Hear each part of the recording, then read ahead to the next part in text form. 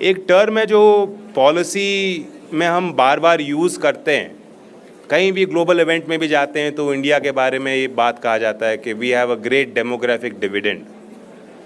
स्वाभाविक है, युवा देश है और जब यूथफुल देश है तो वर्किंग कैपेसिटी उस पॉपुलेशन की ज़्यादा होती है।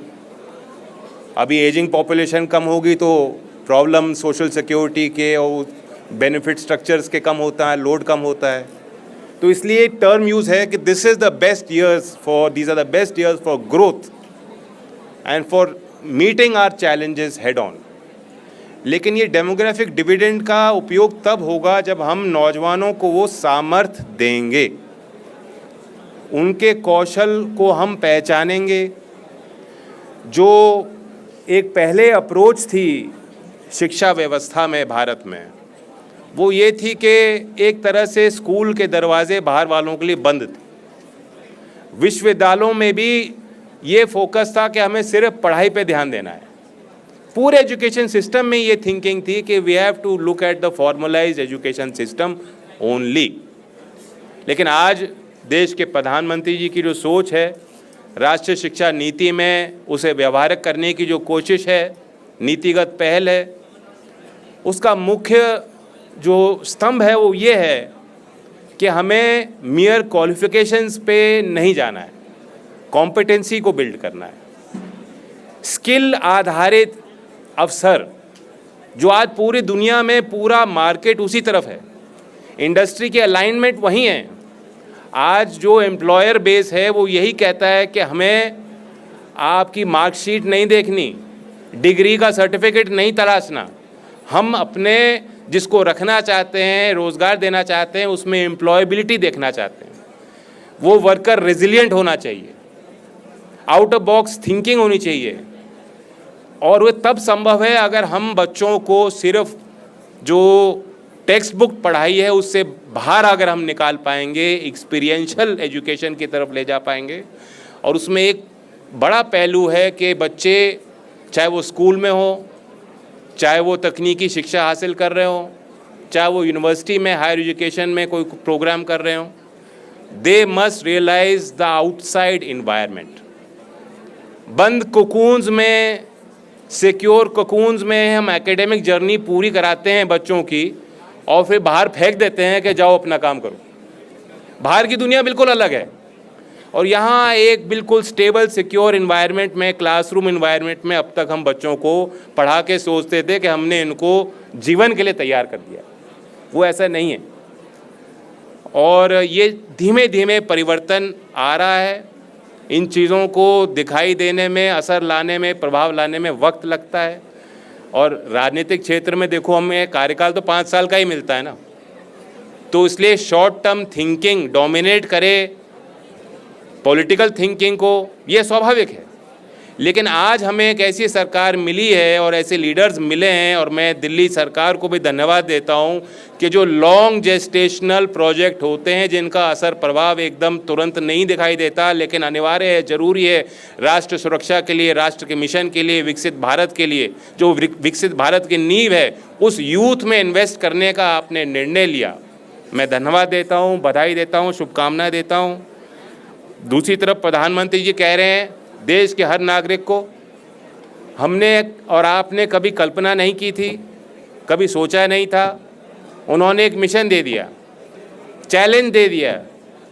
हर देश में जो हैकाथॉन हो रहा है उसी इशू पे चैलेंज हो रहा है, चर्चाएं हो रही हैं, डिबेट्स हो रही हैं, कार्यक्रम बन रहे हैं, मंत्रालयों में बैठक हो रही हैं, भारत सरकार के सचिव बैठते हैं, वो एक रणनीति बनाते हैं, स्ट्रैटेजी बनाते हैं, वाइट पेपर निकल रहे हैं। वो क्या है चैलेंज?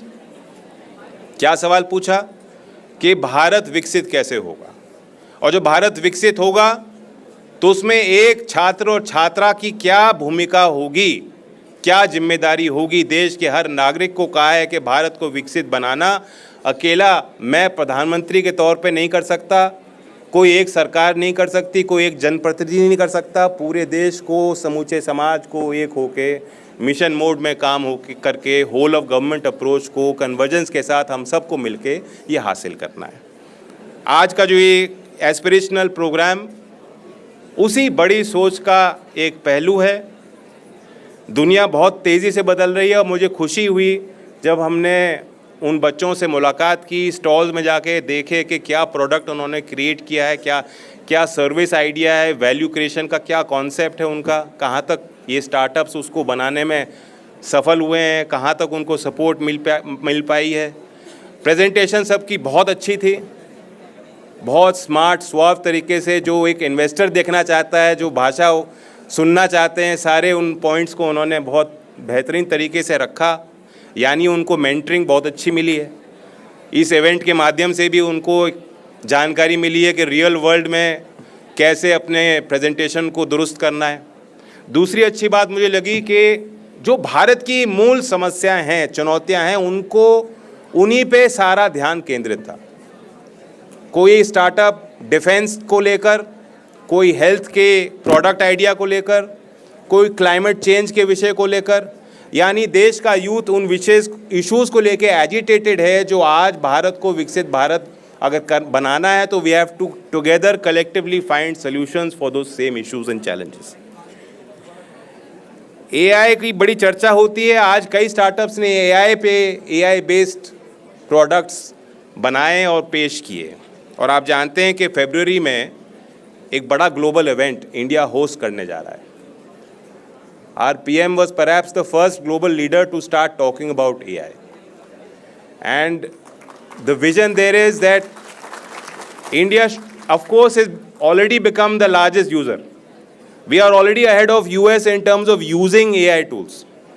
और एक और कारण है, एक और बात, खास बात निकल के आती है। अगर आप एनालाइज करेंगे, मैं एक ही मीडियम की बात करूं, अगर चैट जीपीटी यहाँ कितने लोगों ने यूज़ करना शुरू किया? हाथ मेजॉरिटी के खड़े हो गए।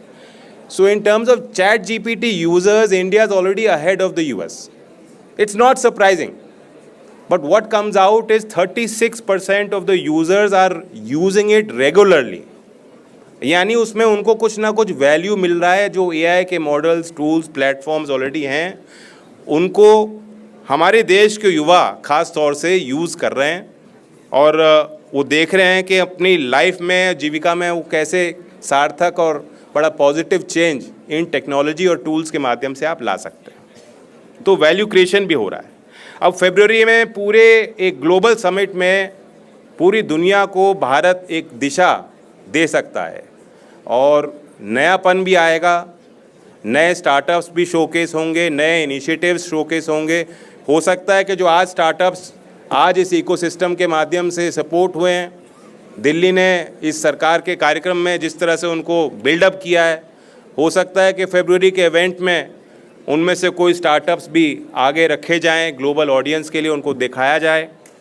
ये बड़ी पेशकशी होगी। फियर्स भी हैं एआई को लेकर कि क्या होगा, सबकी नौकरी चली जाएगी। सब लोग जान गए हैं कि नई अपॉर्चुनिटीज़ तो आएंगी, लेकिन किसके कंधों पे चढ़ के आप उन अपॉर्चुनिटीज़ का उपयोग कर पाओगे? डिसरप्शन होगा। We have to face that fact. The way we live, the way we work, the way we are as citizens, the way we engage with government, with schemes, everything is about to change. लेकिन भारत के परिवेश में AI with automation हर क्षेत्र में लागू करना अभी संभव नहीं है और व्यवहारिक भी नहीं है। रोजगार सृजन के दृष्टि से भी व्यवहारिक नहीं है। हमारे भारत के लो कॉस्ट वर्कफोर्स बेस को देखते हुए भी व्यवहारिक नहीं है। अर्बन और रूरल इश्यूज़ को देखते हुए भी व्यवहारिक नहीं। और यही बात मेरे दादा चौधरी चरण सिंह जी भी उस समय भी कहते थे।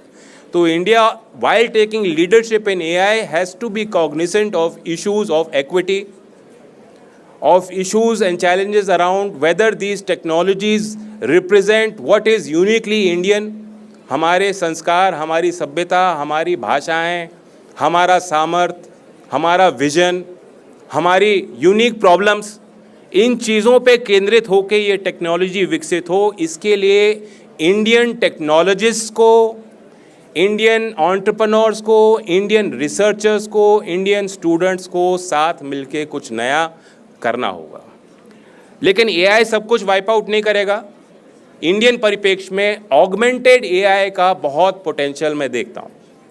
एक सिंपल एग्जांपल है जो एक जोक की तरह यूज़ होता था इंजीनियर्स के लिए, कोडर्स के लिए, क्योंकि मुख्यमंत्री जी ने बताया इनके बेटे भी कोडर हैं।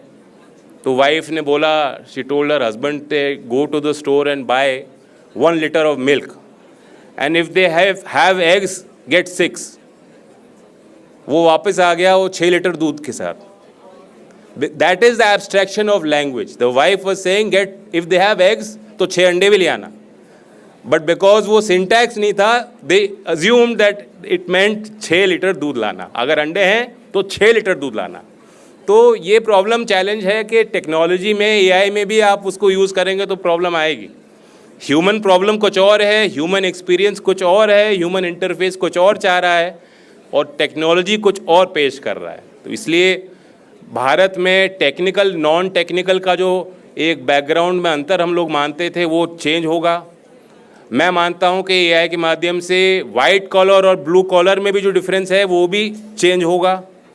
एक एंटरप्रेन्योर बनने के लिए जो भी बैरियर्स ऑफ एंट्री हैं, जो कुछ हद तक इस इवेंट से और इस कार्यक्रम से और दिल्ली सरकार की स्टार्टअप नीति और भारत सरकार के प्रयासों से उस बैरियर ऑफ एंट्री को हम कम करने की कोशिश कर ही रहे हैं, लेकिन एआई और टेक्नोलॉजी के माध्यम से बहुत रैपिडली वो बैरियर्स ऑफ एंट्री समाप्त हो जाएंगे।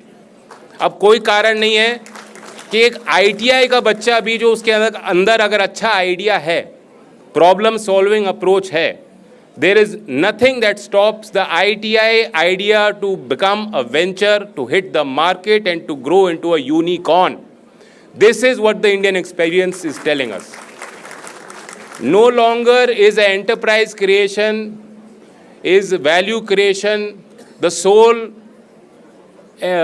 experience of large organizations. सिर्फ टाटा बिरला ही काम करेंगे देश में सब, ये नहीं है। देश का एक्सपीरियंस ये है, जैसा आपने बताया मुख्यमंत्री जी ने, कि 2 लाख पार हो गया है स्टार्टअप्स। 2014 में सिर्फ 4 यूनिकॉर्न थे, 120 से ज़्यादा यूनिकॉर्न हो गए हैं। अब India must think beyond that, beyond just enterprise creation, how we can scale up these enterprises. 2 lakh registered startup हैं, लेकिन यूनिकॉर्न 120 ही है ना।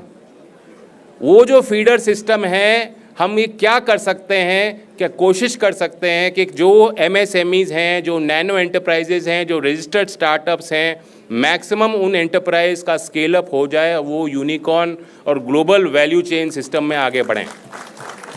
ये second tier approach, second tier challenges की तरफ भी हमें ध्यान देना चाहिए। और इस फेस्टिवल में जो डिज़ाइन किया है पूरा, आज पहला कार्यक्रम है, मुझे बड़ी खुशी हुई कि ये स्केलेबल मॉडल है। सिर्फ एक इवेंट नहीं हुआ, इसके पहले पूरा road show, workshops, mentoring, pitch programs, interactions अलग अलग संस्थाओं में आपने किए हैं। Polytechnics, ITI, school, higher education, सबको एक इंटीग्रेटेड अप्रोच से देखा है। डिजिटल अप्रोच आपने अपनाई है ताकि एक इन्फॉर्मेशन असिमेट्री किसी के पास ना हो, सबको जानकारी हो कि क्या चीज़ें हो रही हैं, क्या इवेंट्स हैं, कैसे एक आम व्यक्ति इसमें भाग ले सकता है, इस फेस्टिवल का हिस्सेदार बन सकता है, लाभार्थी बन सकता है। इसके लिए आपने एक ओपन अप्रोच रखी है। और मैं उम्मीद करता हूं कि आज मकर संक्रांति के इस अवसर पे जो लोग नॉर्मली पतंग उड़ाते हैं, तो आइडियाज़ की ऊंची उड़ान आपने लोगों को जो है विकसित किया, वो टूल्स दिए, वो औजार दिए, वो सोच को आगे बढ़ाने के लिए आपने पहल की।